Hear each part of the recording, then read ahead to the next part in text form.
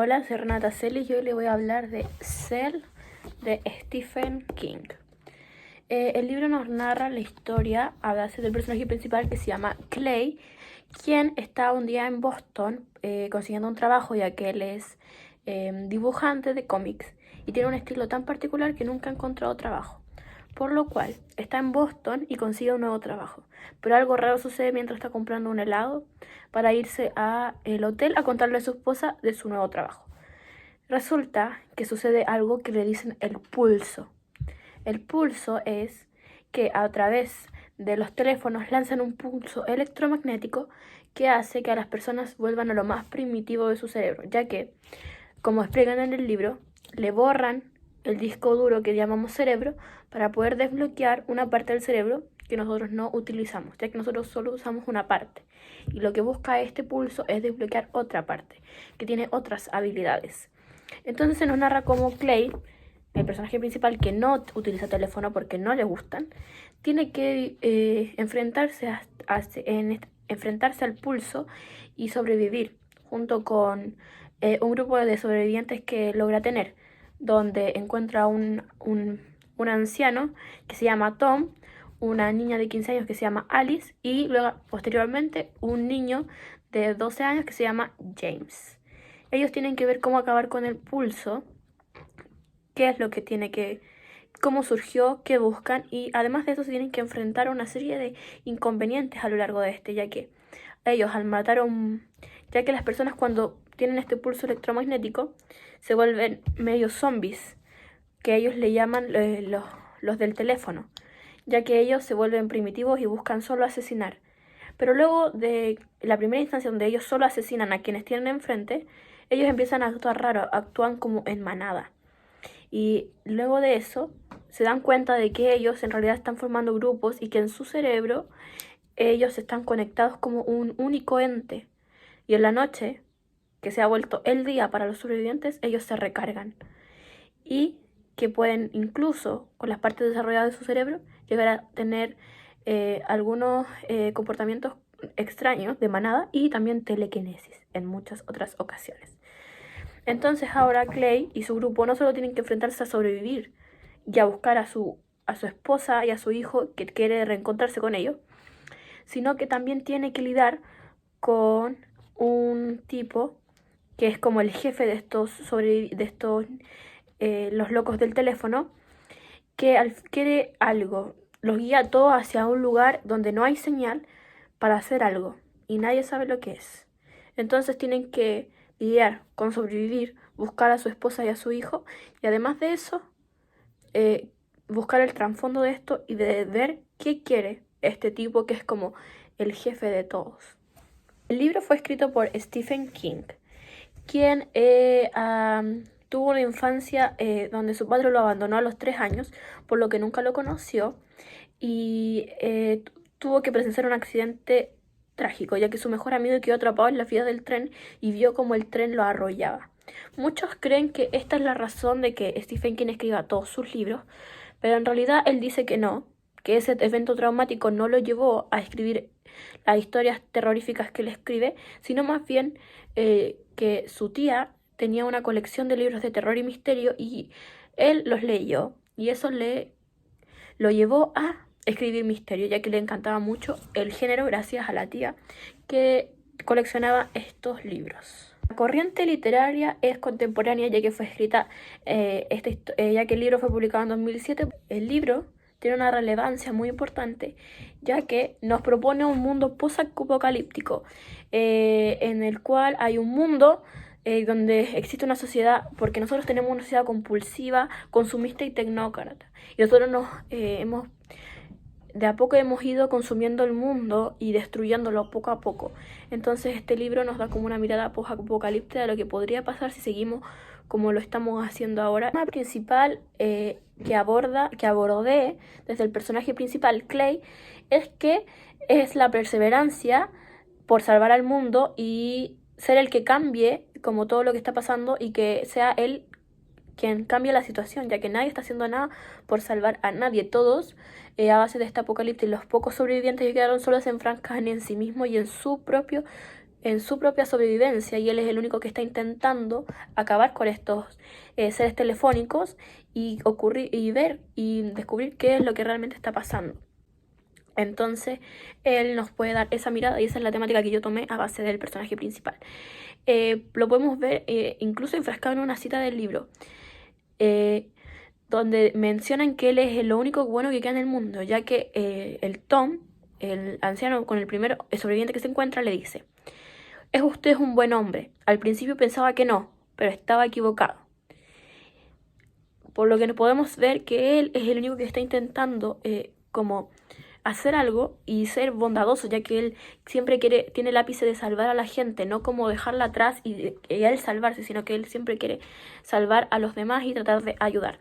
También hay otra cita en el libro que nos dice: nadie hará nada por este mundo, si es que se le puede llamar así. Así que tenemos que ser nosotros. Matemos a estos locos telefónicos, haremos que ardan. Porque él, Clay, hace un plan para poder matar, porque a la noche estos seres telefónicos como que se cargan en grupos. Entonces ellos encuentran un grupo de ellos y deciden prenderles fuego y nadie quiere hacerlo.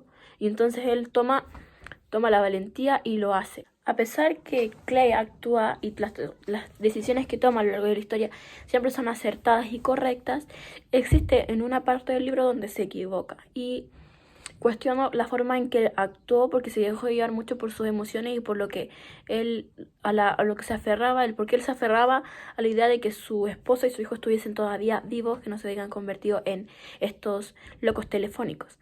Entonces, a pesar de todo, a pesar de que este ente, que es como la unidad, como el jefe de todos los locos telefónicos, le dice que tiene que ir a un lugar específico porque quiere algo, él quiere mostrarle algo.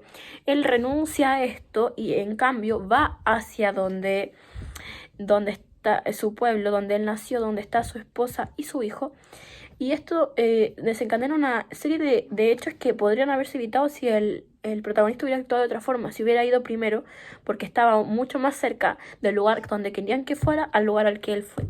Ya que al él ir a su pueblo natal, lo que causó fue que este ente, la unidad de todos estos locos telefónicos, secuestrara a su hijo y completara de alguna forma el plan que ellos tenían, que no quiero mencionar porque va a ser un spoiler, pero si Clay hubiera decidido ir hacia los locos telefónicos primero, tal vez el desenlace se hubiera visto desde otra perspectiva, desde otra forma, y no hubiera ocasionado que secuestraran a su hijo y lo volvieran un loco telefónico.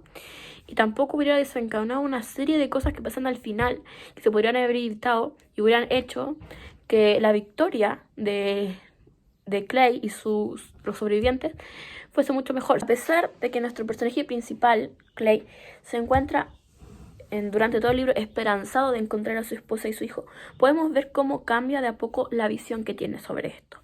Al principio se muestra muy convencido de que esto es pasajero, de que esto va a pasar y de que va a poder reencontrarse finalmente con su esposa y su hijo, su ex esposa en realidad, ya que en esta parte del libro donde voy a leer la cita, ya se nos menciona que en realidad Clay no está casado con Sharon, su esposa, sino que son ex esposos, que se habían divorciado y que ya no vivía junto con ellos. Y podemos decir una cita que explica muy bien cómo él se sentía al principio de la historia. De repente le acudió a la memoria un truco que siempre le hacía a su hijo. El recuerdo lo hizo pensar en él y en las ansias por seguir avanzando hasta su pueblo se intensificaron. Él tenía muchas ansias de encontrar a su hijo al principio de la historia. Y a pesar de que se muestra que él están caminando hacia otro lugar, en realidad siempre caminan hacia allá. Aunque él no lo mencione directamente, él siempre camina hacia su pueblo. Y Alice y Tom deciden acompañarlo en esta travesía ya que no tenían nada. Alice había perdido a su mamá y a su padre, y Tom no tenía nadie más que a su gato, que decide dejarlo en su casa para que tal vez sobreviva él solo, ya que no lo podría llevar en esta travesía y tampoco quería quedarse totalmente solo. Y después va avanzando el libro y el pensamiento de Clay cambia, se muestra más desesperanzado, pierde las esperanzas de tal vez encontrar a su hijo y a su ex esposa vivos o sanos y salvos, conservando su humanidad en este caso. Y se nos muestra en una cita que se evidencia después de la mitad del libro. Había perdido la esperanza de tener noticias de él, o quizás de Sharon, Cuando habla de él, habla del hijo. Dice que ya no tiene ninguna esperanza de tener noticias de ellos, e incluso piensa que todo esto está en vano, que todo lo que está haciendo no va a tener ningún sentido porque al final no va a salvar a nadie, porque lo único que quiere salvar él es en realidad a su esposa y a su hijo. Entonces, ese sería como la evolución del personaje del principio ser una persona muy esperanzadora, con una determinación de poder salvarlo, y después llegar al punto de que ya no sabe por qué sigue, no tiene por qué luchar, y se encuentra desilusionado, desesperanzado por el pensamiento de que tal vez su esposa y su hijo ya no están con vida. Lo que yo le cambiaría la historia, a pesar de que nunca me gusta cambiarle nada a la historia de Stephen King, porque encuentro que es un maestro. Soy realmente un fan loco por Stephen King. Pero lo que sí le cambiaría a Cell en este caso sería el lenguaje técnico que utiliza para explicarnos qué sucede, cómo sucede el pulso y lo que hace, ya que utiliza un lenguaje muy complejo que yo creo que mucha gente que no conoce sobre tecnología, sobre cibernética y sobre todas esas cosas, sobre computación en general, no lo va a entender. Se hace mucho más pesado ese hecho. Ahora voy a hablar desde la perspectiva de mi personaje, realizando una opinión crítica de la historia y haciendo una pregunta de reflexión. Hemos aprendido, a base de los sucesos que comenzaron el 1 de octubre, que los teléfonos pueden utilizarnos a nosotros. Nosotros utilizamos a los teléfonos, los manipulamos, los traemos en los bolsillos, los usamos todos los días. Llamamos a nuestra abuela, a nuestra mamá, a quien sea. Pero no nos hemos puesto a pensar, y a lo largo de lo que viví en los últimos tiempos, he comprendido que tal vez no somos nosotros los que utilizamos al teléfono, sino que los teléfonos nos utilizan a nosotros, nos decodifican, nos crean, nos ensamblan, nos lavan el cerebro y nos lo llenan con información nueva. Tal vez no volvamos a nuestros instintos primitivos, pero seguimos conductas establecidas por los teléfonos. Nos han controlado. Llegaron al punto de que ya no son objetos que nosotros utilizamos, sino han llegado a ser objetos que nos utilizan a nosotros. ¿Con qué fin? No lo sabemos. Tal vez, tal como pasó el 1 de octubre, vuelva a suceder nuevamente. Y hago una pregunta a base de todo esto. ¿Acaso nosotros no somos en cierta forma locos telefónicos? ¿Acaso no nos hemos visto dominados por la tecnología?